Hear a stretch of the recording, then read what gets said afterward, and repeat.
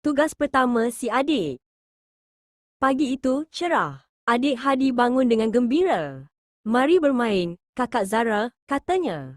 Mereka bermain blok berwarna-warni di ruang tamu. Hadi sangat seronok. Dia membina istana yang tinggi, tinggi sekali.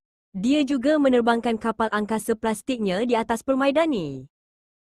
Tiba-tiba, ibu memanggil. Hadi, Zara, sudah waktu untuk snack petang. Basuh tangan dan datang ke dapur. Hadi mahu terus berlari ke dapur. Tetapi Kakak Zara memegang tangannya. Tunggu, adik, kata Zara lembut. Kita ada satu tugas kecil dahulu. Tugas apa? Tanya Hadi. Zara tersenyum. Kita perlu memberikan rumah untuk semua kawan-kawan mainan ini. Mana rumah blok? Hadi melihat blok-blok merah, biru dan kuning yang bersepah. Dia mengeluh kecil. Mengemas nampak susah. Mari kita buat perlahan-lahan, ajak Zara.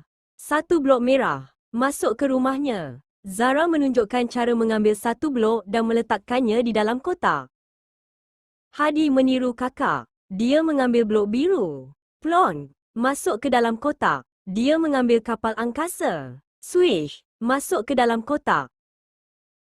Tidak lama kemudian, semua mainan sudah kembali ke rumah mereka.